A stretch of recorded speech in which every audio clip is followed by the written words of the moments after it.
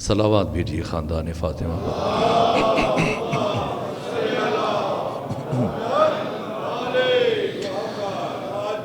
خدا سبحان کی بارگاہ میں ہزار شکر کے اس مقام پر آپ بامعرفت مومنین کے نورانی چہروں کی زیارت کا شرف حاصل ہوا۔ حق تعالیٰ آپ سب کو اپنی حفظ و پناہ میں رکھے، حوادث روزگار سے محفوظ اور مامون رکھے۔ ان مبارک نورانی ساعتوں کے صدقے میں آپ سب کو طول عمر صحت و سلامتی کے ساتھ گزارنے کی توفیق عطا فرمائے۔ تمام حاضرین منتظمین، اس عظیم الشان عمارت کے بننے میں جن عزیزان نے اپنا کردار ادا کیا، اور تمام خادمین مسجد اور بالخصوص ہمارے عزیز اور عظیم اور شفیق بھائی اور جلیل القدر عالم حجت الاسلام والمسلمین حضرت علامہ انتصار حیدر جعفری صاحب، پروردگار آپ سب کو اپنی حفظ و پناہ میں رکھے،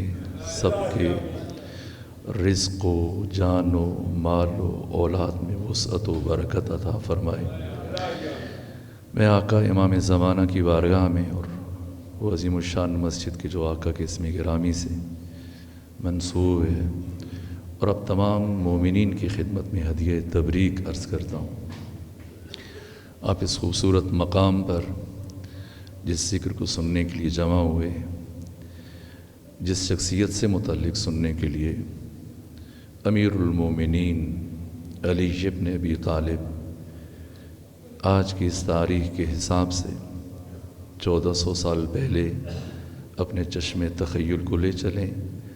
اپنی مادر گرامی کے ہمراہ اللہ کے مہمان قرار پائے۔ 13 رجب کو خانہ کعبہ میں تشریف لے جانے والے علی جناب فاطمہ بنت اسد، میں نے عرض کیا کہ تمام تر علماء اہل تسنن، خواہ وہ حنفی ہیں، شافعی ہیں، حنبلی ہیں، مالکی ہیں، اہل حدیث ہیں، دیوبندی ہیں، بریلوی ہیں، اجماع ہے امت کے تمام علماء کا، سوائے ابن حزم الظاہری کے اور ابن تیمیہ جس کی وفات 728 ہجری میں ہوئی، تمام اکابر اہل تسنن اس نقطے پر جمع ہے۔ یہاں تک کہ بر صغیر پاک و ہند میں وہ شخصیت کے جس نے مکتب اہل تسنن کی بنیاد رکھی ہے، شاہ ولی اللہ محدث دہلوی، جن کی وفات 1162 ہجری میں ہوئی، انہوں نے اپنی کتاب ازالۃ الخفا میں یہ جملے تحریر کی کہ لقد تواترت الاخبار، تمام تر روایات کا اجماع ہے، ان علیٰ ولد فی جوف الکعبہ، کہ اس عالم ہست و بود میں، اس عالم آب و گل میں، اس بزم گیتی و کائنات میں، اس دھرتی اور جہان میں، تاریخ عالم و آدم و خاتم میں، تاریخ بشر میں، تاریخ انسانی میں علی وہ واحد ہستی ہیں کہ جن کی ولادت خانہ کعبہ کے وسط میں ہوئی ہے۔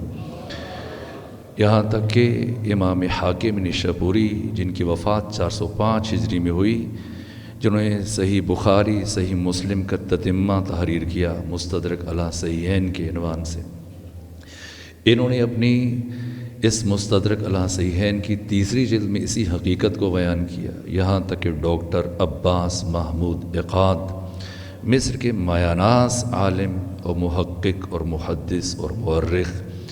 انہوں نے اپنی معروف کتاب العبقریۃ الاسلامیہ میں اسی چیز کو بیان کیا۔ علماء اہل تسنن کا اجماع ہے وجود مبارک علی ابن ابی طالب علیہ آلاف و تحیید والثناء، وہ واحد شخصیت کہ جن کے نور کے ظہور کے لیے حق تعالی نے اپنے گھر کا انتخاب کیا۔ کل اس کی وجہ میں نے آپ کی خدمت میں عرض کرنے کی کوشش کی، جو استاد حق شہید مرتضیٰ مطہری نے بیان کیا کہ آخر راز کیا ہے، رمز کیا ہے، وجہ کیا ہے، سبب کیا ہے کہ تاریخ بشر کی واحد شخصیت وجود مبارک امیر المومنین آپ کی ولادت خانہ کعبہ میں ہوئی۔ یہاں استاد شہید مرتضیٰ مطہری نے یہ سوال اٹھایا کیا ممکن تھا کہ کعبہ کے علاوہ کسی اور مقام پر مولا متقیان کی ولادت ہو سکتی تھی؟ تو انہوں نے جواباً فرمایا کہ ایسا ممکن نہیں تھا۔ میں نے کل عرض کیا کیوں پیغمبر گرامی اسلام کی ولادت خانہ کعبہ میں نہیں ہوئی، کیوں کسی اور نبی کی ولادت خانہ کعبہ میں نہیں ہوئی، کیوں صرف علی کی ولادت خانہ کعبہ میں ہوئی؟ اس کا راز کیا ہے؟ اجمالاً ایک جملہ عرض کر کے آگے بڑھوں۔ اس لیے کہ وجود مبارک ختمی مرتبت اللہ کے جمال کے مظہر ہیں، اور وجود مبارک علی ابن ابی طالب علیہ آلاف و تحیید و ثناء اللہ کے جلال کے مظہر ہیں، اور اس پوری کائنات میں اللہ کے جلال کے ظہور کی تجلی کو سوائے اللہ کے گھر خانہ کعبہ کے کوئی بھی دوسرا مقام تحمل کرنے کی صلاحیت نہیں رکھتا تھا۔ اس لیے اور یہ اتفاقی نہیں ہے کہ جناب فاطمہ بنت اسد چل پڑی ہوں، جہاں پر جناب مریم سے متعلق میں نے عرض کیا کہ انہیں پروردگار سالہ سال اللہ کے گھر میں رہیں۔ وَكَفَّلَهَا زکریا، سورہ مبارکہ آل عمران آیت نمبر 37، پروردگار فرما رہے کہ جناب زکریا جو مریم کے خالو تو انہوں نے کفالت کی جناب مریم کی۔ وَكَفَّلَهَا زکریا كُلَّمَا دَخَلَ عَلَيْهَا زکریا الْمِحْرَابَ وَجَدَ عِندَهَا رِزْقًا۔ یہ جناب مریم کی خدا ان کے لیے مسلسل جنت سے کھانے بھیجتا رہا ہے۔ کلما کا لفظ استعمال ہوا۔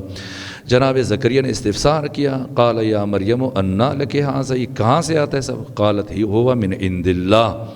لیکن جیسے ہی جناب عیسیٰ کی ولادت کا مرحلہ آیا تو ایک مرتبہ جناب مریم جو اللہ کے گھر میں سالہ سال سے قیام پذیر تھیں، آپ کو خدا کے گھر سے نکلنے کے لیے کہا گیا، بیت المقدس سے نکلنے کے لیے کہا گیا۔ استفسار کیا، پروردگار میں تو سالہ سال سے تیرے گھر میں قیام پذیر ہوں۔ فرمایا اس لیے کہ اب عیسیٰ کی ولادت کا مرحلہ ہے، یہ مقام فکر ہے۔ عیسیٰ اولی العزم انبیاء میں سے نبی، صاحب شریعت، صاحب کتاب، معصوم ہیں۔ آپ کی والدہ معظمہ جناب مریم قدیسہ ہیں، معصومہ ہیں، بطول ہیں۔ لیکن جناب عیسیٰ کی ولادت کے مرحلے میں جناب مریم کو بیت المقدس سے باہر بھیجا جا رہا ہے، اور بن مانگے جناب مریم کے لیے جو کھانا آتا تھا وہ قرآن مجید نے بیان کیا، اور پھر جناب مریم کو جناب عیسیٰ کی ولادت کے موقع پر خود خدا سے طلب کرنا پڑ رہا ہے۔ خدا کیا فرما رہا ہے؟ ابھی نہیں بھیجا، جنت سے کھانا نہیں بھیجا، بلکہ فرمایا وَهُزِّ إِلَيْكِ بِجِذْعِ النَّخْلَةِ، جائیں اے مریم اس شاخ نخلا کو جا کے اس ٹہنی کو حرکت دیں، تُسَاقِطْ عَلَيْكِ رُطَبًا جَنِيًّا، تازہ کھجوریں گریں گی، اٹھا کے کھا لیجئے۔ یہ جناب مریم ہے، یہ جناب عیسیٰ ہے۔ وہ فاطمہ بنت اسد ہیں کہ مسلسل پہ ہم بالاستیعاب 3 دن 3 راتیں، 13 رجب کا دن، 13 رجب کی رات، 14 رجب کا دن، 14 رجب کی رات، 15 رجب کا دن، 15 رجب کی رات، مسلسل 3 دن اور 3 راتیں جناب فاطمہ بنت اسد حق تعالیٰ کی مہمان قرار پائیں، مسلسل جنت سے کھانا آتا رہا۔ یہ علی کون ہے؟ علی کی عزت کا راز کیا ہے؟ اس کی طرف میں نے کل کچھ اشارے آپ کی خدمت میں عرض کیے، وہیں سے اپنی گفتگو کو آگے بڑھائیں گے۔ یہ بات اہم ہے، جناب فاطمہ بنت اسد کا آنا اتفاقی نہیں ہے، ارتجالاً حادثاتی طور پہ نہیں ہے، نہ آئیں اور دروازے قریب آ کر نہیں کھڑی ہوئیں، بلکہ دیوار کے پاس آ کر کھڑی ہوئیں، اور جو جملے کے پروردگار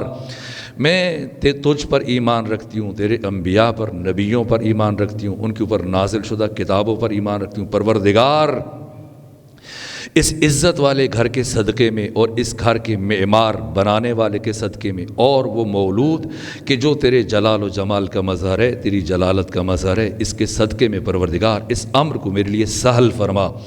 دیوار کعبہ پھٹی، فاطمہ بنت اسد اندر چلی گئیں، فوراً سے دیوار کعبہ جیسے کلی پہلے پھول بنتی ہے دوبارہ سے کلی بن جاتی ہے، یہ اہتمام تاریخ بشر میں صرف علی علیہ السلام کے لیے۔ اور 16 رجب کی صبح میں جب فاطمہ بنت اسد خانہ کعبہ سے باہر آتی ہیں، پیغمبر گرامی اسلام ماں اور بیٹے کے انتظار میں کھڑے ہیں کہ ایسے میں پیغمبر اسلام نے استفسار کیا جناب فاطمہ بنت اسد سے، جن کے لیے کہا کہ فاطمہ بنت اسد امی بعد امی، میری ماں جناب آمنہ کے بعد میری ماں کا درجہ رکھتی ہیں، میری ماں کے جیسی ہیں، جو شرف جو بیان ہوا ہے جناب فاطمہ بنت اسد کا۔ خود ختمی مرتبت نے استفسار کیا، احوال کو استفسار کیا، تو جناب فاطمہ بنت اسد نے جواباً فرمایا کہ جب میں خانہ کعبہ سے نکل رہی تھی تو ہاتف غیبی نے مجھے ندا دی کہ اے فاطمہ بنت اسد، اس کو میں نے پاک، اس مولود کو میں نے پاک، طاہر، طیب، مجتبی، مصطفیٰ، مرتضیٰ خلق کیا ہے، اور اس کا نام علی رکھنا، اس لیے کہ خدا سبحان یہ فرما رہے کہ میں علی الاعلیٰ ہوں، اور میں اس کا نام اپنے نام پر رکھ رہا ہوں، اور میں اس کو اپنے ادب سے مؤدب کرتا ہوں، اور میں اپنے علم کی گہرائیوں کا جاننے والا قرار دیتا ہوں۔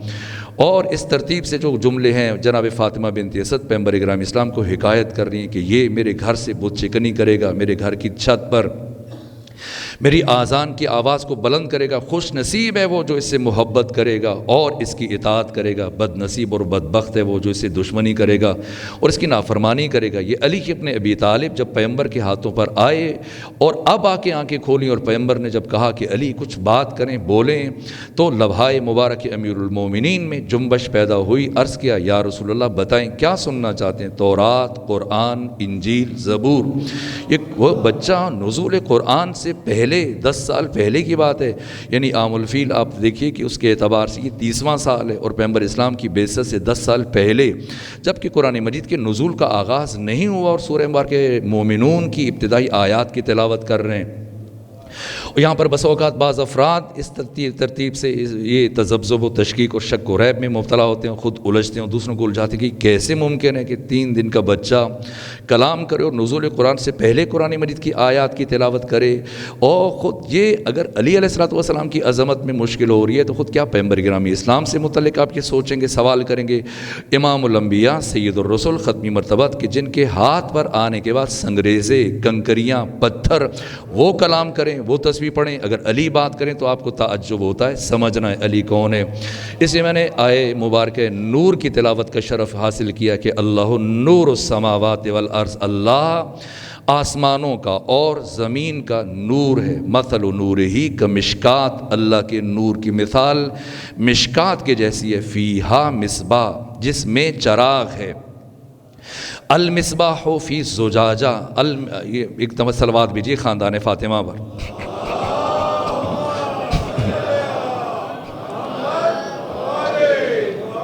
مجھے فکر دامنگیر ہے کہ جو میرے استاد بزرگوار اور میرے عزیز بھائی کی خواہش تھی، ان کی خواہش کی طرح میں حاضر ہوا، اس لیے کہ اس سے پہلے بھی مجلس تھی، اس کے بعد میں بھی مجلس تھی، اور 2 مجالس کے بیچ میں پھر آج کی اس نشست کو اس طرح سے مرتب کرنا ایک مشکل مرحلہ تھا۔ میں کوشش کروں کہ جلدی ان مراحل کو آگے لے کے چلوں، چند ایک نتیجے آج کی حد تک آپ کی خدمت میں عرض کرنے میں کامیاب ہو جاؤں۔ اللہ نور السماوات والارض، اللہ آسمانوں کا اور زمین کا نور ہے۔ مثل نور ہی، مثل کا لفظ استعمال کیا جا رہا ہے، مثل نہیں کیا جا رہا ہے۔ اللہ کی نہ مثل ہے نہ مثل ہے، لیکن ذات خدا اس کی مثل ممکن نہیں ہے، لیکن صفات خدا، اسماء خدا، ان کی مثل ممکن ہے، اور اس مثل کو بیان کیا جا رہا ہے۔ مثل نورہ کمشکات، اللہ کے نور کی مثال مشکات کے جیسی ہے۔ مشکات طاقچہ، چراغدان، وہ جگہ جہاں پر چراغ کو رکھا جاتا ہے۔ اگر چراغ کو معلق کر دیا جائے، آویزاں کر دیا جائے، لٹکا دیا جائے، اسے عربی میں قندیل کہتے ہیں۔ جس طرح سے آپ کے سامنے یہ پنکھے آویزاں ہیں، اسی طرح سے اگر چراغ معلق ہو، یہ قندیل ہے۔ لیکن اگر کسی چراغ کو دیوار میں محراب نما آلے میں رکھ دیا جائے تو جس جگہ پر چراغ کو رکھا جاتا ہے اسے عربی میں مشکات کہا جاتا ہے۔ اب سمجھنا ہے، مثل نورہ کا مشکات، پروردگار نے یہ نہیں فرمایا کہ مثل نورہ کا مصباح، اللہ کے نور کی مثال چراغ کی جیسی ہے، نہ، مثل نورہ کا مشکات، اللہ کے نور کی مثال مشکات کے جیسی ہے، چراغ دان کے جیسی ہے، فیہا مصباح، جس میں چراغ ہے، اور پھر المصباح فی زجاجہ، یہ چراغ، یہ روشنی، یہ چراغ خود زجاجہ میں، زجاجہ آبگینہ، حباب، وہ باریک نازک اور لطیف شیشہ جس میں چراغ کو رکھا جاتا ہے تاکہ اس کی روشنی دیر تک پہنچے اور یہ دور تک اس کی روشنی پہنچتی رہے اور یہ ہواؤں سے، آندھیوں سے، حوادث سے محفوظ اور مامون رہے۔ المشکات، یہ اس سے متعلق، اور اس کے بعد المصباح فی زجاجہ، الزجاجۃ کأنہا کوکب دری، پھر یہ جو زجاجہ ہے، یہ جو شیشہ ہے، یہ کوکب دری کی مانند فروزہ ہے، کوکب ستارہ، دری موتیوں سے بنا ہوا۔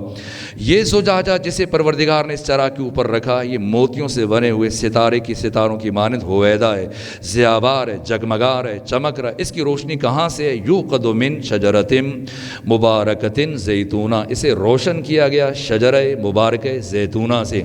شجرہ مبارکہ زیتونہ، البتہ ایک جملہ عرض کر دوں، شجرہ مبارکہ زیتونہ سے متعلق حبر الامہ مفسر قرآن ابن عباس نے یہ روایت ختمی مرتبہ سے بیان کی، جسے تمام بڑے بڑے محدثین نے، مفسرین نے اپنی اپنی کتابوں میں بیان کیا کہ تاریخ انسانی میں اس کائنات میں درخت زیتون وہ واحد درخت ہے کہ پیغمبر اسلام فرماتے ہیں کہ جس کے پھل میں اللہ نے شفا رکھی اور اسے دوا کے طور پہ استعمال کیا جا سکتا ہے، اور اس کے استعمال میں کسی بھی طرح کا کوئی ضرر نہیں ہے۔ یہاں تک کہ پیغمبر اسلام فرماتے ہیں کہ اس درخت کے پتوں میں بھی خدا نے شفا رکھی، انہیں بھی دوا کے طور پہ استعمال کیا جا سکتا ہے اور ان میں بھی کچھ ضرر نہیں ہے۔ یہاں تک کہ پیغمبر اسلام فرماتے ہیں کہ اس درخت کی لکڑی میں بھی پروردگار نے شفا رکھی ہے اور اسے بھی بطور دوا استعمال کیا جا سکتا ہے، اس میں کچھ ضرر نہیں ہے۔ اور آقا فرماتے ہیں ختمی مرتبت کہ اگر اس درخت کی لکڑی کو جلا دیا جائے تو اس کی راکھ میں بھی پروردگار نے انسانوں کے لیے شفا رکھی ہے۔ اور درخت زیتون کی ماہرین نباتات نے جو خصوصیات بیان کی، اس جملہ ایک خصوصیت یہ ہے کہ جتنی زرخیز زمین ہو تمام تر ذرائع آپ رکھیں، اس کو وقت پر پانی دیا جائے، کھاد دی جائے، زمین زرخیز ہو، تمام تر چیزیں مہیا ہوں، کوئی رکاوٹ نہ ہو۔ لیکن اگر اس جگہ پر معمولی کثافت آلودگی کوئی درخت مرجھا جائے گا، ناکام ہو جائے گا۔ یہ صرف پاک طاہر اور طیب جگہ پر کاشت کیا جا سکتا ہے۔ اور ماہرین نباتات نے یہ بیان کیا ہے کہ اس درخت کی عمر 900 سال ہے، یہ 900 سال تک پھل دیتا ہے۔ علم الاعداد میں صفر کی حیثیت نہیں ہے، پیچھے 9 بچ جاتا ہے اور 9 عدد ہے صدیقہ کبریٰ سیدہ زہرا سلام اللہ علیہا کا۔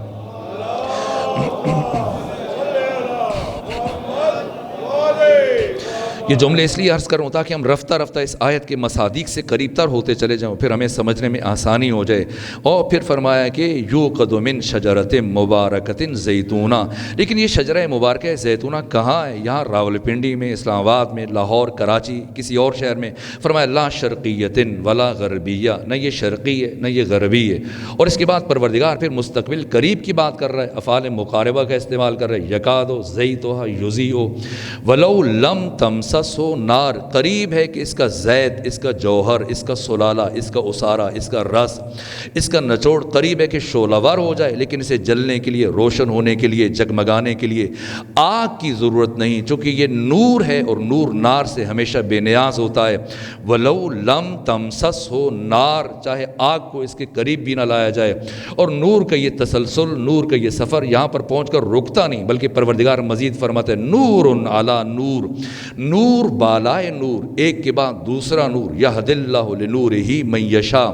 اللہ جسے چاہتا ہے اپنے نور کی طرف ہدایت کر دیتا ہے۔ وَيَضْرِبُ اللَّهُ الْأَمْثَالَ لِلنَّاسِ، اللہ لوگوں کے لیے مثالیں ذکر کرتا ہے، کیوں؟ وَاللَّهُ بِكُلِّ شَيْءٍ عَلِيمٌ، اس لیے کہ اللہ ہر شے کا علم رکھنے والا ہے، وہ جانتا ہے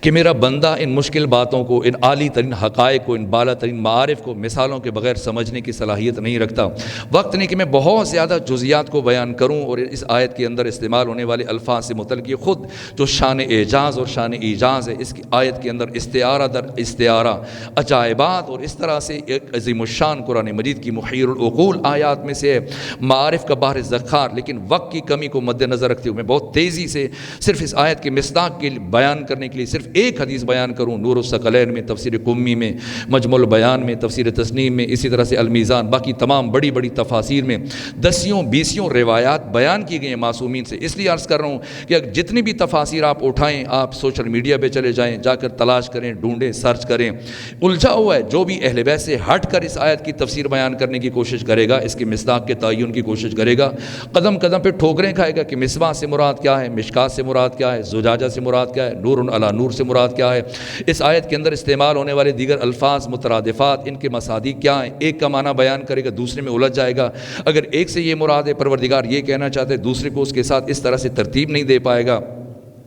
اگر اہل بیت سے ہٹ کر اس آیت کو سمجھنے کی کوشش کی، قیامت تک ممکن نہیں کہ اس آیت کے مفاہیم کا ادراک کیا جا سکے۔ میں بس اختصار سے کام لیتے ہوئے باب الحوائج امام موسیٰ کاظم علیہ آلاف و تحیت و ثنا کی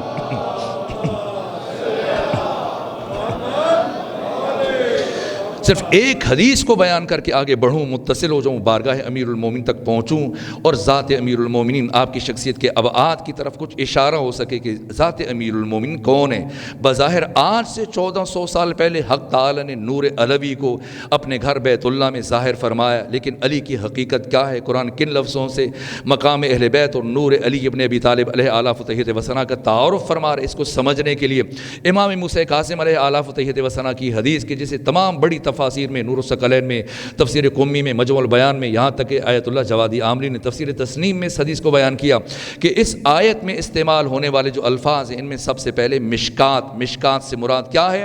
امام ہفتم امام موسیٰ کاظم علیہ السلام فرماتے کہ اس آیت میں مشکات سے مراد میری جدہ طاہرہ صدیقہ کبریٰ سیدہ زہرا سلام اللہ علیہا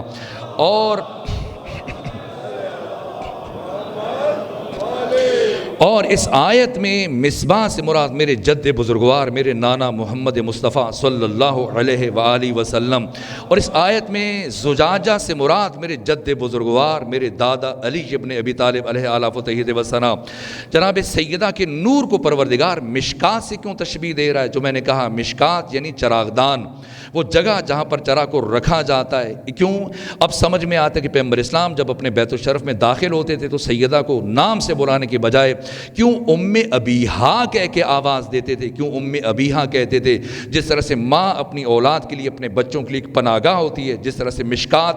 چراغ کو اپنے حصار میں رکھتا ہے، حوادث سے، آندھیوں سے بجھنے سے بچاتا ہے۔ یہ عجیب تشبیہ ہے، یہ دقیق تشبیہ ہے۔ مشکات سے مراد امام ہفتم فرماتے میری دادی فاطمہ زہرا، چراغ سے مراد مصباح سے مراد میرے جد بزرگوار محمد مصطفیٰ، اور زجاجہ سے مراد میرے دادا علی ابن ابی طالب، وہ شیشہ کہ جو اس چراغ کو بجھنے سے بچاتا ہے۔ اگر نبوت باقی ہے، نبوت قیامت تک کے لیے باقی ہے، اور یہ چراغ روشن ہے، ہویدہ ہے، جگمگا رہا ہے، تو صرف علی اور علی کے بیٹوں کی ولایت اور امامت کی وجہ سے یہ زجاجہ سے مراد ہے۔ اور پھر نور کا یہ تسلسل، نور کا یہ سفر۔ اس کے بعد جو افعال مقاربہ کا استعمال کیا جا رہا ہے، یکادو زیتھا یضیء ولو لم تمسسہ نار، اس سے مراد خون حسین، شہادت حسین ہے، جو اس شجرہ طیبہ کا جوہر ہے۔ اور اس کے بعد امام موسیٰ کاظم علیہ آلاف و تحید وسنا فرما رہے ہیں یہ جو نور علی نور کہہ رہے پروردگار، اس کا مطلب ہے امام بعد امام، یعنی حسین کی نسل سے آنے والے 9 امام۔ پھر اس آیت میں لفظ نور 5 مرتبہ استعمال ہوا، اس کی حکمت کیا ہے؟ لفظ زجاجہ 2 مرتبہ استعمال ہوا، اس کی حکمت کیا ہے؟ لفظ مصباح 2 مرتبہ استعمال ہوا، اس کی حکمت کیا؟ ان حقائق کے بیان کرنے کا وقت نہیں، میں بہت تیزی سے رک کر پہلے مرحلے میں صرف نور کا مفہوم عرض کر دوں، اس لیے کہ عام طور پر ہمارے یہاں ہماری نجی محافل میں، سوشل میڈیا پر ادھر ادھر مختلف مناظرے کیے جاتے ہیں، مباحثے کیے جاتے ہیں۔ ایک کہتے ہیں نبی نور ہیں، دوسرے کہتے ہیں نہیں خاک ہیں، بشر ہیں۔ ایک کہتا ہے اہل بیت نور ہیں، دوسرا پھر اس کی نفی کرتا ہے۔ مناظرے ہوتے ہیں، مباحثے ہوتے ہیں، گفتگو ہوتی ہے۔ وہ جو ثابت کر رہے کہ پیغمبر اکرام اسلام نور ہیں، اس سے اگر پوچھ لیا جائے کہ بتاؤ یہ جو ثابت کرنے کی کوشش کر رہے کہ پیغمبر اسلام نور ہیں، بتاؤ یہ نور کیا ہوتا ہے، نور سے مراد کیا ہے؟ شاید وہ نہ بیان کر سکے۔ وہ جو نفی کر رہے ہو، اڑا ہوا ہے کہ یہ نور نہیں ہے، اس سے پوچھیں آپ بتائیں جو محمد و آل محمد کے نور ہونے کی نفی کر رہے ہو، تو یہ نور کسے کہتے ہیں؟ شاید وہ بھی بیان نہ کر پائے۔ اس لیے لازم ہے کہ رک کر اجمالی طور پر ابتدائی مرحلے میں بیان کر دیا جائے کہ نور سے مراد کیا ہے۔ لغت میں، ڈکشنریوں میں جو نور کا معنی بیان کیا گیا، الضوء المنتشر الذی یعین علی الابصار، نور وہ منتشر روشنی کے جو اجسام کی تشخیص میں بصارتوں کے لیے ممد و معاون ہے، مددگار ہے۔ نور کے ذریعے سے آپ تشخیص دیتے ہیں کہ یہ چھوٹا، یہ بڑا ہے، یہ لمبا، یہ پتلا، یہ دوست ہے، یہ دشمن ہے، یہ اپنا ہے، یہ بیگانہ ہے۔ اب تمام اجسام کی تشخیص اس طرح سے تعین کرتے ہیں، راستوں کا تعین نور کے ذریعے سے کرتے ہیں۔ ابھی اگر یہ چراغ بجھا دیا جائے، ہم نہیں دیکھ پائیں گے کہ ستون کی طرح افراد کہاں پر بیٹھے، انسان گرے گا، ٹکرائے گا۔ تو لغت میں جو نور کا معنی بیان کیا گیا، الضوء المنتشر الذی یعین علی الابصار، اور پھر حکمت میں، فلسفے میں جو معنی بیان کیا گیا، ظاہر لنفسہ و مظہر لغیرہ، اور مرحوم ملا صدرہ نے حکمت متعالیہ میں جو نور کا مفہوم بیان کیا گیا، نور وہ حقیقت کے ہر ایک جس کا محتاج ہے اور وہ خود سب سے بے نیاز ہے۔ یہ بات اہم ہے۔ نور وہ حقیقت کے ہر ایک جس کا محتاج ہے اور وہ خود سب سے بے نیاز ہے۔ یہ نور کا ابتدائی معنی جسے مرحوم ملا صدرہ حکمت متعالیہ کے بانی نے ذکر کیا، بیان کیا اور اپنے اسفار اربع میں بیان کیا۔ تو اب اس کے مصداق کے تعین میں اگر کچھ سمجھنا چاہے کہ وہ کون ہے کہ جو خود سب سے بے نیاز ہے، باقی ساری کائنات اس کی محتاج ہے، تو خلیل بن احمد فراہیدی، پہاڑ سے وزنی نام ہے، اس وقت عالم دین تشریف فرمائے، مجھ سے 1000 درجے بہتر جانتے، عربی ادب کے استاد ہیں، فقہ میں، اصول میں، منطق میں، فلسفہ میں، مختلف علوم کی تدریس کرتے ہیں، حوزہ علمیہ میں مجھ سے 1000 درجے بہتر جانتے ہیں کہ جتنی بھی بڑی لغت کی کتابیں، منجد ہے، قاموس ہے، بحر المحیط ہے، فقہ اللغہ ہے، لسان عرب ہے، تمام جو 20 کتابیں، لغت کی کتابیں، عربی زبان میں جتنی ڈکشنریاں ہیں،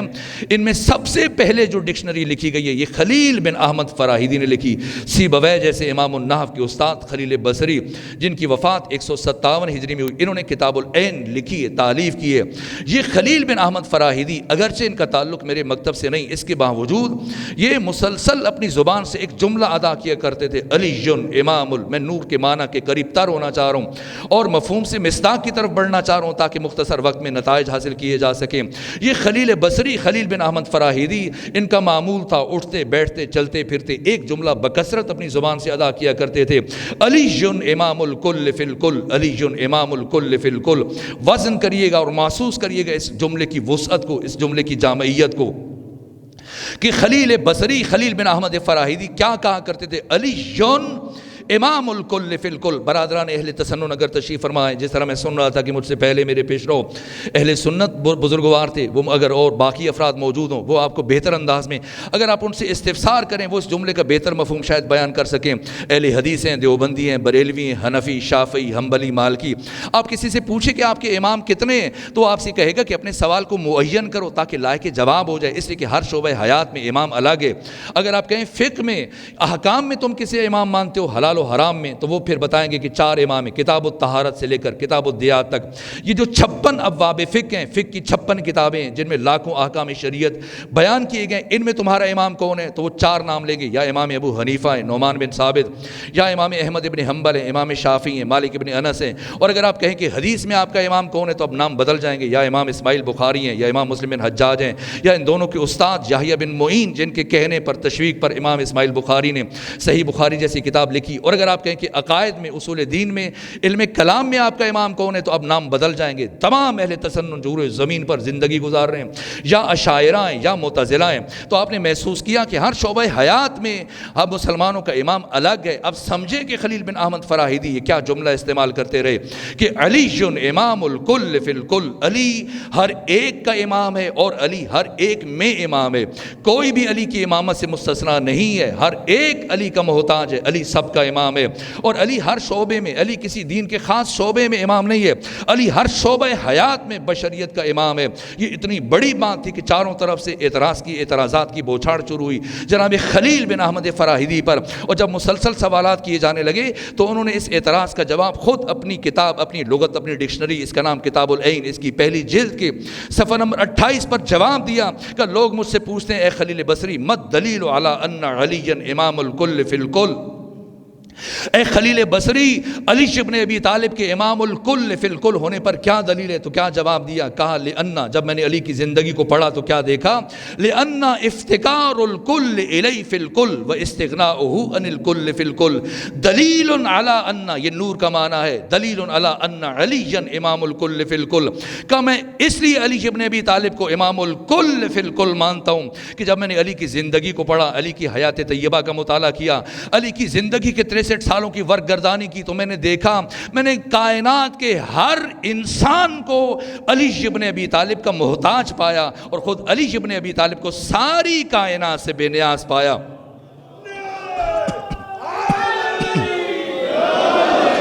اس لیے میں علی ابن ابی طالب کو امام الکل فی الکل مانتا ہوں۔ لیکن جناب خلیل بصری اگر موجود ہوتے میں دست ادب جوڑ کر ان کی خدمت میں عرض کرتا کہ یہ دائرہ امامت علی ابن ابی طالب انسانوں تک محدود نہیں ہے۔ پروردگار کیا بیان فرما رہے قرآن میں، علی نور خدا، خانہ کعبہ میں جو اللہ کے نور کا ظہور ہو رہا ہے، سمجھنا ہے علی کون ہے، پھر بعد میں تعین کیا جائے علی کے اختیار، علی کے علم، علی کی صفات، علی کے کمالات، علی کے فضائل کے حدود و قیود کا تعین کرنے سے پہلے اللہ نور السماوات والارض مثل نورہ کمشکات فیہا مصباح، لفظ سماوات یہ جمع استعمال کیا گیا، ارض مفرد استعمال کیا گیا۔ ارض سے مراد یہ عالم ملک، یہ عالم مادہ، یہ عالم ہست و بود، یہ عالم آب و گل، یہ بزم گیتی، یہ کائنات، یہ دھرتی، یہ جہان، یہ دنیا، یہ کائنات جس میں میں اور آپ زندگی گزار رہے ہیں، اس دنیا میں تمام انسانوں کے لیے، تمام جنوں کے لیے، جس طرح کہ امام شافعی کا شعر ہے، سب کے لیے اللہ نے علی کو امام بنایا ہے۔ لیکن علی کی امامت کا دائرہ کار اس عالم ملک اور اس عالم مادہ اور اس عالم ناسوت میں منحصر نہیں ہے،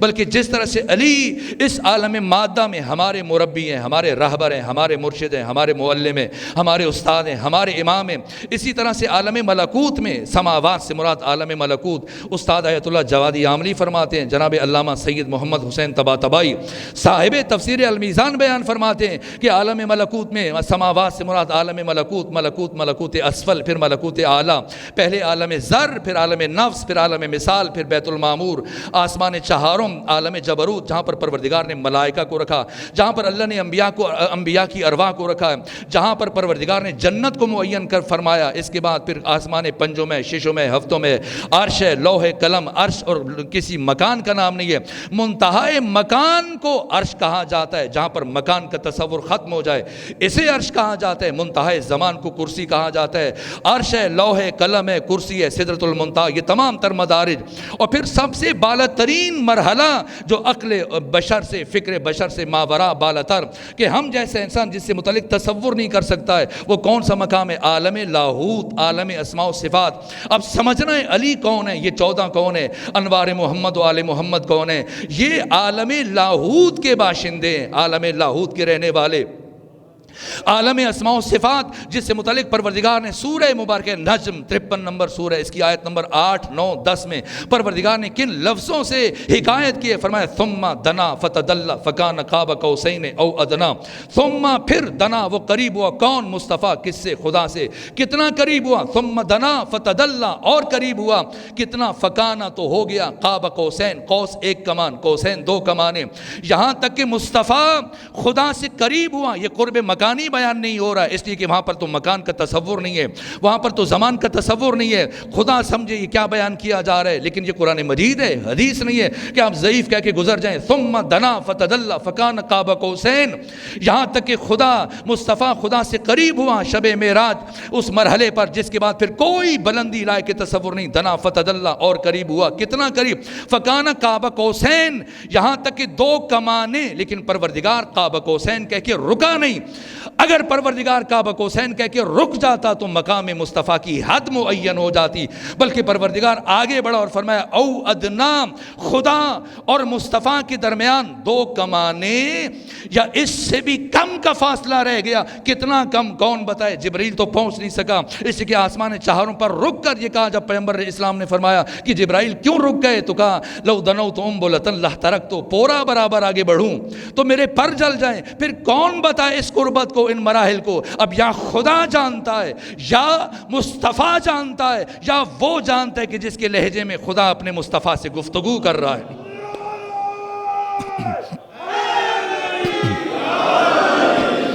علی نور خدا ہے، نور خدا جو سب سے بے نیاز ہے، اور باقی تمام کائنات، ہر عالم، علی ذی مراتب شخصیت ہیں، علی ذی درجات شخصیت ہیں۔ کوئی اگر نور علوی کو عالم ناسوت میں منحصر سمجھتا ہے تو یقیناً غلطی پر ہے، نہ ایک سادہ شخصیت جس کا صرف ظاہر و باطن ہو، اس کو سمجھنا آسان ہے۔ وجود مبارک علی ابن ابی طالب نور علوی ایک ذی مراتب، ذی درجات شخصیت ہیں، جس طرح سے عالم ملک میں، عالم مادہ میں، عالم ناسوت میں ہمارے معلم، ہمارے مرشد، ہمارے مربی، ہمارے راہبر، ہمارے استاد، اس طرح سے عالم ملکوت میں ہر مرحلے میں جیسے ہمارے امام ہیں، ایسے ملائکہ کے امام ہیں، ایسے تمام انبیاء کے امام ہیں۔ جس طرح سید الشہداء نے ولید بن عتبہ کے دربار میں ارشاد فرمایا کہ ہم میں اور خدا کے درمیان اور کوئی فاصلہ نہیں ہے، باقی ساری کائنات کے درمیان میں خدا نے ہمیں فاصلہ قرار دیا ہے۔ پوری کائنات تک جو بھی نعمت آتی ہے ہمارے ذریعے سے، اور ہماری تمام انسانوں کی دعائیں قبول ہوتی ہیں، جو خدا عبادات کو قبول کرتا ہے ہمارے ذریعے سے، یہ 14 مجرے فیض ہیں، واسطے فیض ہیں، وسیلہ فیض ہیں۔ سمجھنا یہ کون ہے، ہماری تخلیق کیا ہے، ہم جب پیدا ہوئے تو قرآن کیا فرما رہا ہے؟ واللہ اخرجکم من بطون امہاتکم لا تعلمون شیئا، انسان جب ہم نے تمہیں تمہاری ماں کے شکم سے باہر نکالا تمہاری حالت یہ تھی کہ تو کچھ نہیں جانتا تھا، اور جب علی دنیا میں آئے تو پیغمبر کے ہاتھوں پہ پوچھ رہے ہیں یا رسول اللہ بتائیں کیا سننا چاہتے ہیں؟ تورات، قرآن، انجیل، زبور۔ ہم بے اہل بیت میں اتنا ہی فرق ہے جتنا فرق خود علم اور جہل میں ہے، جو قرآن فرما رہے حل یستوی الذین یعلمون والذین لا یعلمون، عالم اور جاہل کبھی برابر نہیں ہو سکتے۔ ایک کی تخلیق میں جہل ہے، ایک کی خلقت میں علم ہے۔ علی شاگرد پروردگار، علی مدرسہ الہیہ کے فارغ التحصیل ہیں، ساری کائنات محتاج ہے علی ابن ابی طالب کی، یہاں تک کہ علماء اہل تشیع کی 10-20 روایات جو میرے مد نظر ہیں، اختصار کے مد نظر ان سے گریز کرتے ہوئے امام اہل سنت سلیمان قندوزی حنفی نے جو حدیث ذکر کی اپنی معروف اور مشہور کتاب جنابی المودہ میں، صرف بیان کر رہا ہوں تاکہ پتہ چلے کہ علی کون ہے، اور علم علی، معرفت علی سے متعلق سوال کرنے والے کہ کس طرح سے 3 دن کا بچہ پیغمبر کے ہاتھ پر نزول قرآن سے 10 سال پہلے قرآن مجید کی آیات کی تلاوت کر رہا ہے۔ تو خود سلیمان قندوزی حنفی نے جنابی المودہ میں یہ حدیث تحریر کی، صلوات بھیجیے خاندان فاطمہ پر۔ ٹھیک نہیں، اس کی آواز کم ہے۔ کون ہے ان کا نور؟ فرشتے ان کے درمیان مجرے فیض نہیں بنے، واسطے فیض نہیں بنے، وسیلہ فیض نہیں بنے، نہ یہ خود ملائکہ کے معلم ہیں، یہ خود ملائکہ کے استاد ہیں، یہ انبیاء کے معلم ہیں، انبیاء کے استاد ہیں، باقی پوری کائنات کے لیے اللہ نے انہیں مجرے فیض قرار دیا۔ یہاں تک کہ سلیمان قندوزی حنفی نے اس حدیث کو بیان کیا ینابیع المودہ میں کہ پیغمبر اسلام فرماتے ہیں کہ اللہ نے ہم محمد و آل محمد کے انوار کو خلق کیا اور ہمارے انوار کی تخلیق کے 14,000 نوری سال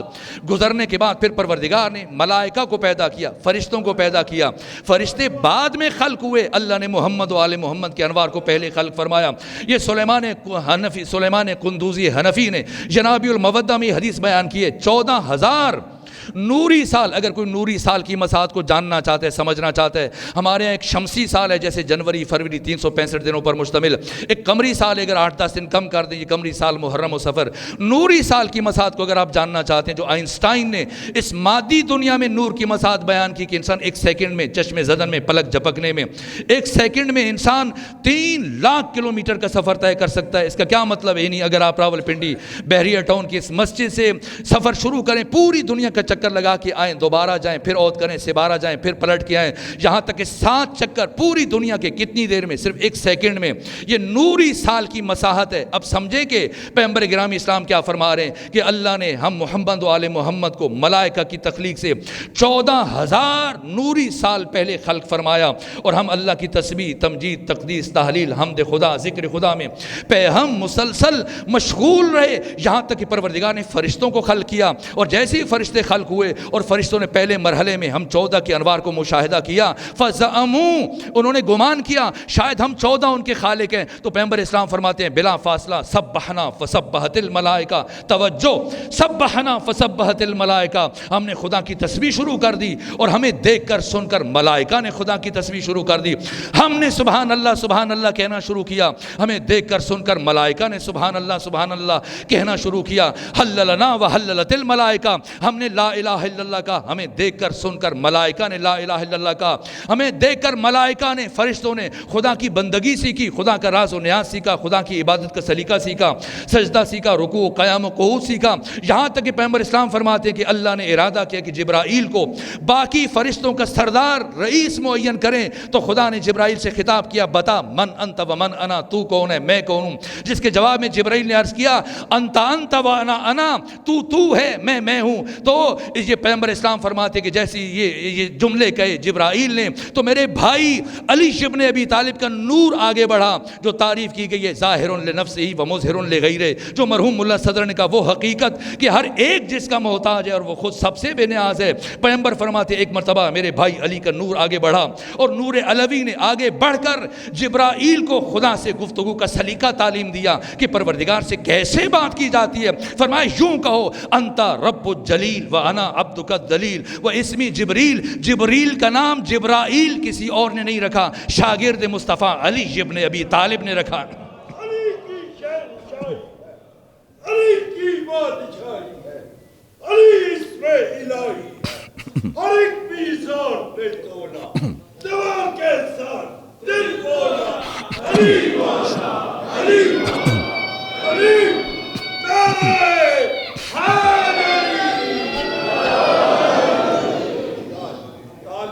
شرمندہ ہوں، وقت تیزی سے گزر رہا ہے، بس چند ایک اور مرحلے یہاں تک کہ میں نے پڑھا ہے رسالہ معراجیہ میں آیت اللہ حسن زادہ عاملی نے بیان فرمایا کہ ختمی مرتبہ جب سفر معراج پر جا رہے تھے، علی کون ہے، علی کی عزت کیا ہے، علی کا شرف کیا ہے، علی کا مقام کیا ہے، علی نور خدا جب وجود مبارک ختمی مرتبہ معراج پر تشریف لے کے جا رہے ہیں، اور جب آسمان چہارم بیت المعمور عالم جبروت سے ختمی مرتبہ گزر رہے تھے، ملائکہ نے خدا سے خواہش کی پروردگار ہم جمال مصطفیٰ کا قریب سے مشاہدہ کرنا چاہتے ہیں۔ اللہ نے اجازت دی، ملائکہ نے صف درست کی اور ختمی مرتبہ ملائکہ کی صفوں میں سے گزر رہے ہیں، اور ہر ملک ہر فرشتہ قریب سے جمال مصطفیٰ کا مشاہدہ کر رہا ہے، اور سب سر جھکے ہوئے ختمی مرتبہ جہاں سے گزر رہے ہیں، مسلسل سلام سلام سلام کی آوازیں بلند ہو رہی ہیں۔ یہ مولا متقیان فرماتے ہیں اگر جاننا چاہتے ہو، سمجھنا چاہتے ہو، پہچاننا چاہتے ہو کہ تمہارا مخاطب، تمہارا طرف، تمہارے سامنے بیٹھے ہوا فرد شریف ہے یا کم ظرف ہے، شریف ہے یا کمینہ ہے، تو اس کے سامنے نام مصطفیٰ، نام محمد اپنی زبان سے جاری کیا کرو۔ اگر یہ یہ نام سن کر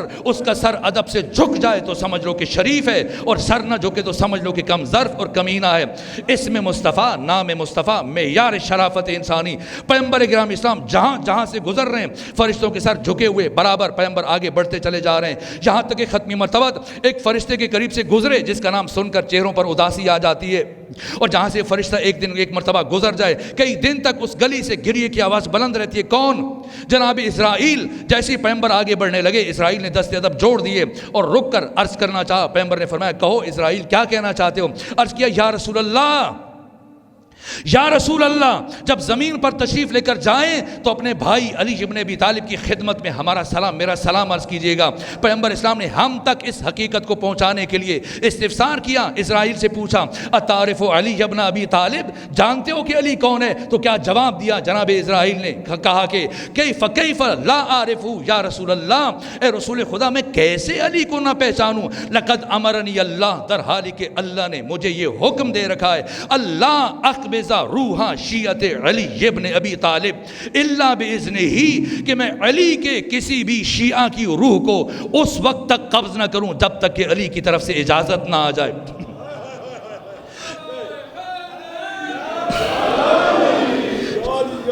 تیرہ رجب کو ایسا نعرہ مجھے سمجھ نہیں آ رہی ہے بات، یا تو نعرہ نہ لگائیے اور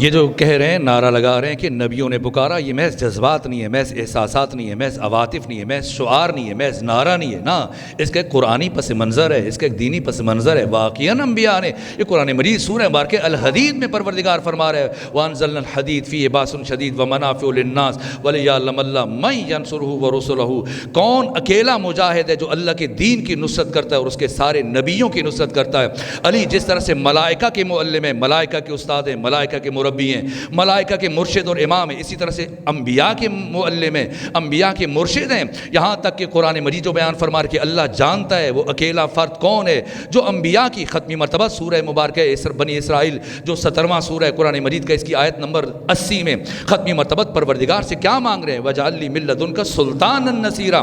نصرت نہیں مانگ رہے، ناصر مانگ رہے، نصیر مانگ رہے۔ استاد بزرگوار تشریف فرمائے ناصر، اس سے نصرت کو الگ کیا جا سکتا ہے، نصیر صفت مشبہ ہے جس سے نصرت کو الگ نہیں کیا جا سکتا۔ علی ناصر انبیاء، ہر مرحلے میں، جیسے کل میں نے آپ کی خدمت میں عرض کیا جس طرح سے شاہ عبدالحق محدث دہلوی نے اپنی کتاب میں یہ جملے تحریر کیے کہ جنگ احد میں پیغمبر گرامی اسلام نے فرمایا کہ یا علی مرا اس ان جماعت نگہدار حق کے نصرت را بجا آور، کہ وقت نصرت اس کے علی کافروں کی اس جماعت سے مجھے بچا، آج کے دن اپنی مدد کا حق ادا کر دے، کہ آج کے دن تیری مدد کی ضرورت ہے۔ صرف پیغمبر گرامی اسلام نے نہیں، ہر نبی نے، اس لیے کہ رسول کا لفظ استعمال ہو رہا ہے اور عربی میں جمع کم سے کم 3 سے شروع ہوتی ہے، 2 کے لیے تثنیہ استعمال ہوتا ہے۔ دنیا کی باقی زبانوں میں سے عربی جداگانہ حیثیت کی حامل ہے، اردو میں، فارسی میں، انگریزی میں، باقی زبانوں میں 2 سے جمع شروع ہو جاتی ہے، لیکن عربی میں کم سے کم 3، اور پروردگار رسول کا لفظ استعمال کر رہا ہے، یعنی سارے رسولوں کا مددگار کون ہے؟ اور جب ہم یہ بات کریں گے دیگر ادیان مکاتب فکر ممکن ہے وہ کہیں کہ کیا بات ہے، ہم تو قرآن کی بات نہیں مانتے، قرآن ہمارے لیے حجت نہیں ہے، قرآن تو صرف مسلمانوں کے لیے حجت ہے۔ تو اب انجیل، بس ان کی بات کے جواب میں 2 جملے عرض کر کے آپ کی زحمتوں کو تمام کروں۔ انجیل متی کی 46واں باب 27ویں آیت، it's about 3 o'clock Jesus cried out with loud shout ایلی ایلی ایلی لما شبختنی۔ یہ آیت آج بھی موجود ہے انجیل میں کہ جب جناب عیسیٰ کو آدھی رات کو موت کی طرف لے کر چلے پھانسی دینے کے لیے، تو ایک مرتبہ جناب عیسیٰ نے پوری طاقت سے کہا ایلی میری مدد کو آئیے۔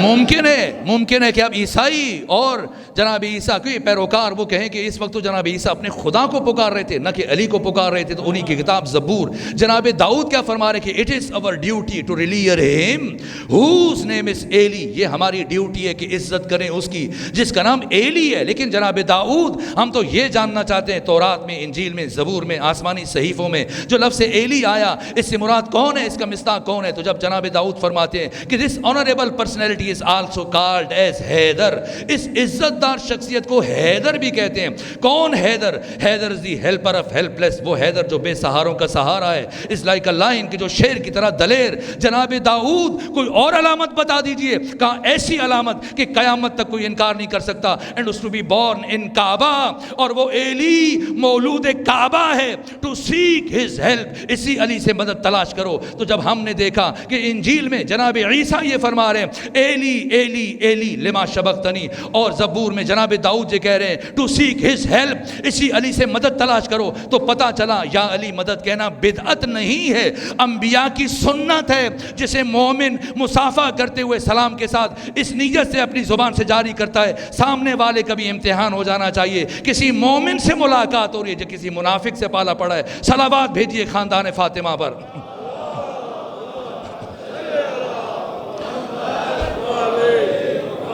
سمجھنا ہے یہ کون ہے، علی کون ہے؟ علی نور خدا، تار کائنات، محتاج ہے نور علوی کی۔ وقت تمام ہوا، بس آخری جملے عرض کر رہا ہوں۔ ولایت امیر المومنین سمجھنا ہے، ان 14 کی ولایت سمجھنا ہے۔ یہ ناگزیر مصباح الہدایہ میں خمینی بہت چکن نے بیان کیا، اور خود اس حدیث کی تفسیر میں جو امام علی ابن موسیٰ رضا نے بازار نشاپور میں غدیر کے بعد دوسرا بڑا عظیم الشان اجتماع کی مولانا شبلی نعمانی جن کی وفات 1916 میں ہوئی ہے، عظیم الشان اہل سنت کے عالم ہے، ایک محقق ہیں، سیرت النبی جیسی وقی بہترین کتاب اس کی البتہ پہلی 2 جلدیں لکھی، پھر وفات ہوئی، ان کے شاگرد جناب سید سلمان ندوی نے اسے مکمل کیا۔ انہوں نے بھی اس واقعے کی طرف اشارہ کیا ہے، 1 لاکھ سے زیادہ افراد اور اس طرح سے حکومتی پروٹوکول اعلانات کے نتیجے میں حد نگاہ تک سر ہی سر نظر آ رہے تھے۔ بس یہ آخری جملہ اسی بات پر تمام کر دیتا ہوں تاکہ نور کا مفہوم کافی حد تک عیاں ہو جائے بچوں کے لیے، جوانوں کے لیے، کہ کس طرح سے علی نصرت کرتے ہیں، انبیاء کے ناصر ہیں، ملائکہ کے ناصر ہیں، کس طرح سے علی علیہ السلام آپ کی تو شہادت ہو چکی ہے نا، یہ سمجھنا ہے علی کون ہے، حقیقت علوی کیا ہے۔ میں نے عرض کیا ذات امیر المومنین علی ابن ابی طالب ایک ذی مراتب شخصیت ہے، ذی درجات شخصیت ہے، ان کے وجود کا مرتبہ نازلہ پروردگار نے جس طرح سے شمیم ولایت میں استاد آیت اللہ جوادی آمنی نے بیان فرمایا، اس عالم ناسوت میں وجود مبارک امیر المومنین کا وجود کا آپ کا مرتبہ نازلہ ہے، ورنہ ذات امیر المومنین زمان و مکان سے ماوراء، زمان و مکان سے بالاتر، علی ہر مکان کے لیے، علی ہر زمان کے لیے، یہ بیان کرنے کے لیے ولایت عظمی علی ولایت معصومین سے متعلق بس اسی جملے پر گفتگو ختم کر دوں گا۔ امام علی ابن موسیٰ رضا جب بازار نشاپور میں پہنچے حد نگاہ تک سر ہی سر نظر آ رہے تھے، لیکن چونکہ امام کی جان کو خطرہ تھا اس لیے 20 عماریاں تھی اور نہیں معلوم کہ آپ کون سی عماری میں۔ حاضرین کی طرف سے اصرار بڑا، فرزند رسول پردہ ہٹائیے، رخ جمال کی زیارت کا شرف عطا کیجیے۔ ایک مرتبہ امام علی ابن موسیٰ رضا نے پردہ ہٹایا اور جس کی نگاہ امام کے چہرے پر پڑ رہی تھی، اہل سنت علماء نے اپنی کتاب بیان کیا، ایک وفور جذبات کی وہ کیفیت تھی کہ لوگوں کی چیخیں بلند ہو رہی تھیں اور اس طرح سے گریے کی آوازیں بلند ہو رہی تھیں، یہاں تک کہ کچھ وقت گزرنے کے بعد امام نے پردہ گرایا اور آپ کی سواری آگے بڑھی تو دوبارہ حاضرین کا اصرار بڑھنا شروع ہوا۔ فرزند رسول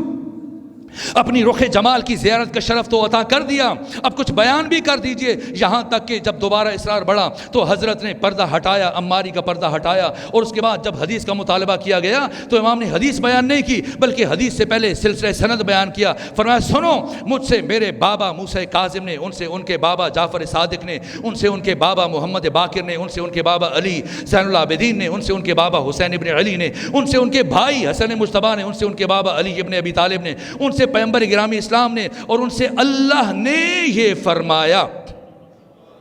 وزن کریں گے اس سلسلہ سند کا، اس سے متعلق 28,000 قلمدان موجود ہیں، 28,000 محدث موجود ہیں، امام اسماعیل بخاری، امام مسلم بن حجاج کے استاد یحییٰ بن معین موجود ہیں، یہاں تک امام احمد ابن حنبل جن کی وفات 241 ہجری میں ہوئی ہے، بازار نشاپور میں ان کی عمر 36.5 سال تھی۔ امام احمد ابن حنبل جو خود 2.5 لاکھ احادیث کے حافظ ہیں، جتنا میں ان کی زندگی سے متعلق پڑھا ہے، یہ امام احمد ابن حنبل وہ شخصیت کہ اگر امام ابو حنیفہ اور مالک ابن انس ہیں اور باقی 30 تیسری جو امام ہے، اگر ان تین کے علم کو جمع کیا جائے کوئی برابری نہیں ہے۔ امام احمد ابن حنبل یہ معرفت کا بارز ذخار، بہت بڑی علمی شخصیت ہیں برادران اہل تسنن میں، جن کی وفات 241 ہجری میں ہوئی۔ بازار نشاپور میں ان کی عمر 36.5 سال تھی، یہ خود موجود ہیں۔ اور جب یہ سلسلہ سند سنا تو یہ تاریخی کلمات کا امام احمد ابن حنبل متوفا 241 ہجری، کہا کہ یہ نورانی سلسلہ جو امام علی ابن موسیٰ رضا نے بازار نشاپور میں بیان کیا اور جس خوبصورت انداز سے خود سے خدا تک پہنچے، اگر ان پاکیزہ نورانی ناموں کو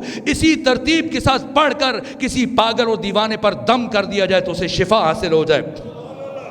اسے علمی اصطلاح میں دنیا حدیث میں سلسلۃ الذہب کہا جاتا ہے۔ ہر محدث کا الگ سلسلۃ الذہب ہے، جیسے ہزاروں کی تعداد میں ام المومنین عائشہ سے احادیث پہنچی ہیں مسلمانوں تک، ام المومنین عائشہ کا الگ ایک سلسلۃ الذہب ہے۔ اگر 1000 محدث جناب عائشہ سے حدیث نقل کریں، کسی کو وہ حیثیت نہیں دی جائے گی جو ان کا بھانجا عروہ بن زبیر ان سے حدیث نقل کرے۔ عروہ بن زبیر سے 1000 افراد حدیث نقل کریں، کسی کو دنیا حدیث میں حیثیت نہیں دی جائے گی۔ اگر محمد ابن مسلم ابن شہاب زہری ان سے حدیث نقل کرے، اسے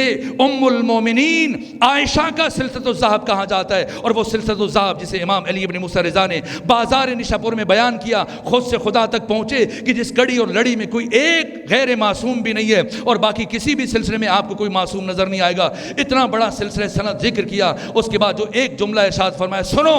اللہ کیا فرما رہے، خدا فرماتا ہے کلمۃ لا الہ الا اللہ حصنی فمن دخل فی حصنی امن من عذابی، کہ پروردگار یہ فرما رہے کہ کلمہ لا الہ الا اللہ میرا قلعہ ہے، جو اس قلعہ توحید میں داخل ہو گیا میرے عذاب سے بچ گیا۔ یہ کہا اور عماری کا پردہ گرا دیا، آگے بڑھے لیکن سامنے بحریہ ٹون کے تھکے ہوئے اس طرح سے مومنین تشریف فرما نہیں تھے، بلکہ کئی دنوں سے کئی گھنٹوں سے ہم مسلسل انتظار کرنے والے وہ افراد کہ جن کی توجہات اس اوج عروج رفت معراج اور بلندی پر تھیں، جو سراپا گوش بنے ہوئے تھے، سراپا کان بنے ہوئے تھے، ہمتن آمادہ تیار، سب سوچ میں پڑے کہ صرف اتنی بات کہنے کے لیے علی ابن موسیٰ رضا کبھی اتنا بڑا سلسلہ سند بیان نہ کرتے۔ یقیناً بات کچھ اور ہے، اس لیے جیسی حضرت نے دوسری مرتبہ پردہ گرایا، آوازیں بلند ہوئی، فرزند رسول اپنی بات کو مکمل کیجئے، اس حدیث کو مکمل کر دیجئے۔ جب تمام ہر طرف سے آوازیں بلند ہوئی کہ مولا متقی جناب امام علی ابن موسیٰ رضا سے کہ اپنی بات کو مکمل کیجئے، ایک مرتبہ پھر حضرت نے عماری کا پردہ ہٹایا اور صرف ایک جملہ ارشاد فرمایا۔ اس ایک جملے کے لیے استاد آیت اللہ جوادی عاملی نے خمینی بت چکن شخصیات محدثین علماء فقہاء مفسرین محدثین نے مستقل کتابیں لکھی ہیں۔ کیا بحر ذخار ہے، کیا کہا امام علی ابن موسیٰ رضا نے، کہا کہ یہ جو خدا فرما رہے کہ کلمہ لا الہ الا اللہ میرا قلعہ ہے، جو اس قلعے میں داخل ہوا میرے عذاب سے بچ گیا۔ اس کی کچھ شرائط ہیں، اس کی کچھ شروط ہیں، اور ان شرائط اور شروط میں سے ایک شرط میں علی ابن موسیٰ رضا ہوں۔ یہ خمینی بت چکن فرماتے ہیں کہ لوگ سمجھتے ہیں صرف لا الہ الا اللہ کہہ دینا یہ توحید ہے، نہ، لا الہ الا اللہ یہ توحید ہے لیکن توحید کا کمال نہیں ہے۔ پڑھیے مصباح الہدایہ میں خمینی بت چکن کیا فرما رہے ہیں۔ شمیم ولایت میں آیت اللہ جوادی عاملی، دیگر آیت اللہ وحید خراسانی، یہ فقہاء محدثین، یہ دانشور عرفاء حکماء علماء، یہ کیا فرماتے ہیں مفسرین کہ لا الہ الا اللہ توحید ہے لیکن لا الہ الا اللہ کمال توحید نہیں ہے۔ لا الہ الا اللہ توحید کا نقطہ آغاز ہے، کمال توحید اللہ کی وحدانیت کے اقرار اظہار اعتراف کے بعد ان 14 کی ولایت مطلقہ کو کما حقہ تسلیم کرنا، یہ توحید کا نقطہ کمال ہے، توحید کا نقطہ کمال ہے۔ اگر یہ توحید ہے تو پھر خمینی بت چکن فرماتے ہیں کفر کیا ہے اور شرک کیا ہے۔ اللہ کے بعد ان 14 میں سے کسی ایک سے دشمنی، کسی ایک سے مخالفت، کسی ایک سے بغض، کسی ایک سے مقابلہ، یہ کفر ہے، کفر۔ اور ان 14 کے علاوہ کائنات کے کسی بھی 15ویں انسان کو اٹھا کر ان کی صف میں شامل کرنے کی کوشش کرنا، ان کے ساتھ برابری کی سطح پر لانے کی کوشش کرنا، یہ شرک ہے۔ شرک ان کی ولایت حق تعالیٰ کی وحدانیت کا ناگزیر تتمہ ہے،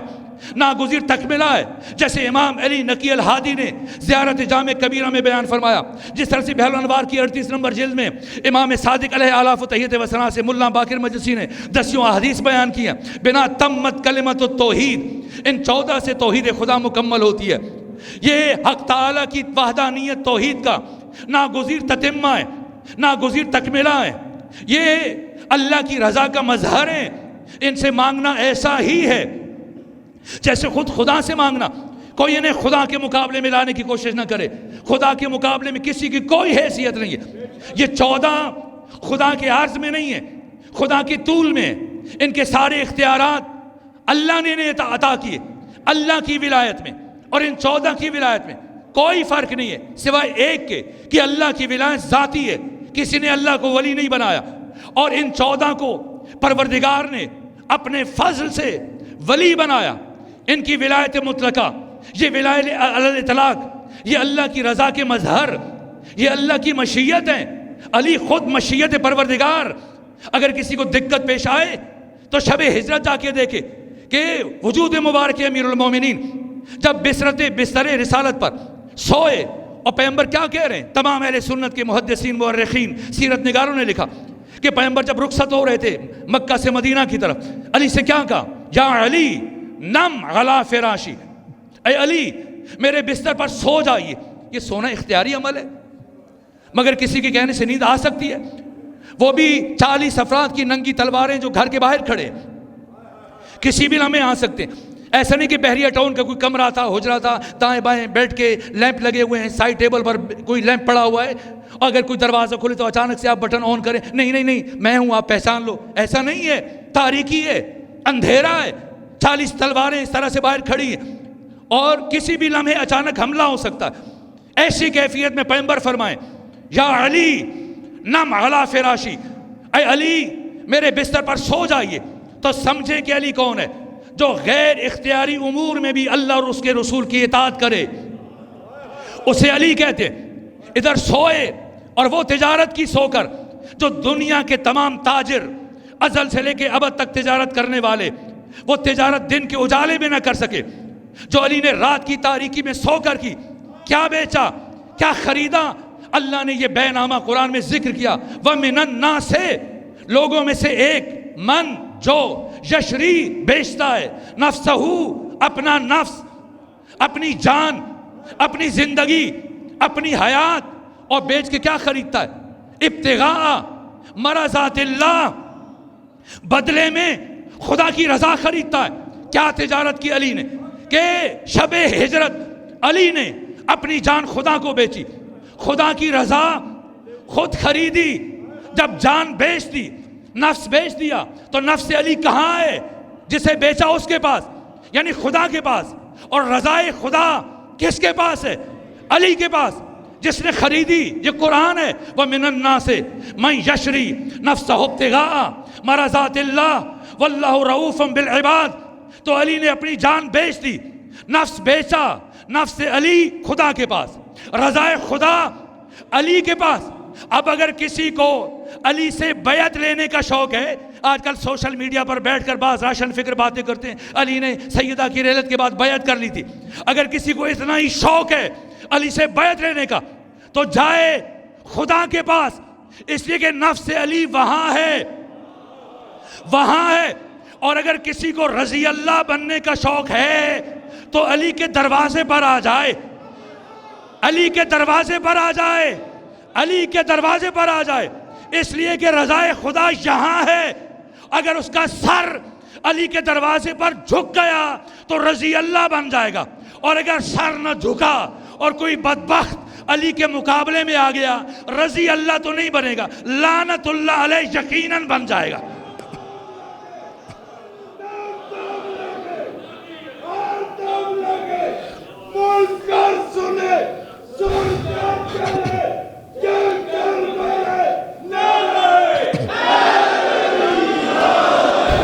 یہ 14 اللہ کی رضا کے مظہر ہیں،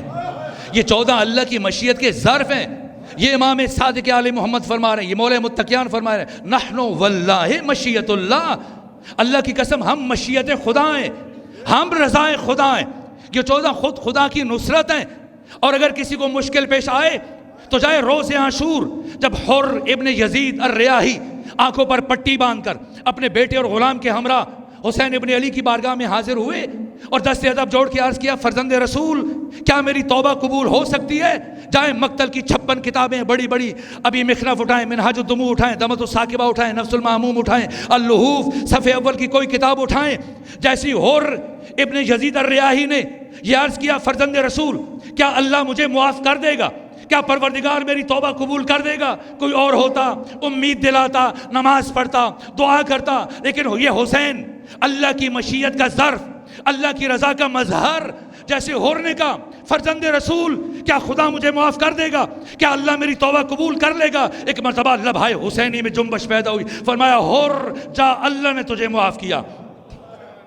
یہ 14 اللہ کی رضا کے ظرف ہیں، یہ 14 اللہ کی مشیت کے مظہر ہیں۔ اس لیے کہہ رہا ہوں ان سے مانگنا ایسا ہی ہے جیسے خود خدا سے مانگنا۔ آپ کی مرضی ہے آپ خدا سے مانگیے، آپ کا جی چاہے تو نبی سے مانگ لیجئے، اور کسی کا جی چاہتا ہے تو علی سے مانگ لیجئے۔ آپ کا جی چاہے تو کہے یا اللہ مدد، اگر کسی کا جی چاہے نبی سے مانگے کہہ دے یا نبی مدد، اگر کسی کا جی چاہتا ہے کہ وہ علی سے مانگے کہے یا علی مدد۔ یہ ایک دوسرے کے مقابلے میں نہیں ہے۔ علی سے مانگنا، مہدی سے مانگنا، سیدہ سے مانگنا، نبی سے مانگنا ایسا ہی ہے جیسے خود خدا سے مدد طلب کرنا۔ اللہ نے انہیں معین کیا، یہ اللہ کی مشیت کے ظرف ہیں۔ آپ کا جی چاہے تو کہیے یا اللہ مدد، اگر جی چاہ رہے کہیے یا نبی مدد، اگر کسی کا جی چاہ رہا ہے کہے یا علی مدد۔ جس سے بھی مدد مانگے گے مدد مل جائے گی۔ اللہ سے مانگے تب بھی ملے گی، نبی سے مانگے تب بھی ملے گی، علی سے مانگے تب بھی ملے گی، مہدی سے مانگے تب بھی ملے گی۔ جس سے مانگیں گے مدد مل جائے گی۔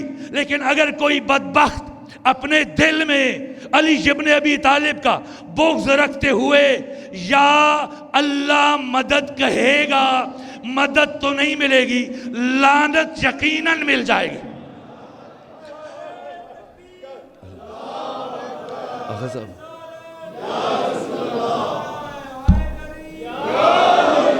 پروردگار بحق امیر المومنین ہماری عبادت کو اپنی بارگاہ میں قبول فرما۔ پروردگار ہماری اس عبادت کے لیے اجر عظیم قرار دے۔ پروردگار ان نورانی ساعتوں کے صدقے میں ہم سب کے گناہوں کو معاف فرما، ہمارے والدین کے گناہوں کو معاف فرما، ہمارے آبا و اجداد، ہمارے احباب، ہمارے بہن بھائیوں دوستوں کے گناہوں سے درگزر فرما۔ ہم سب کو نعمت تقویٰ عطا فرما، نور بصیرت عطا فرما، نور معرفت عطا فرما۔ پروردگار ہم سب کو قرآن پڑھنے، قرآن سمجھنے، قرآن پر عمل کرنے، قرآن مجید کی تعلیمات کو معاشرے میں یا علی عام کرنے کی توفیق عطا فرما۔ پروردگار جو بیمار ہیں انہیں شفا عطا فرما، جو پریشان حال ہیں ان کی پریشانیوں کو دور فرما۔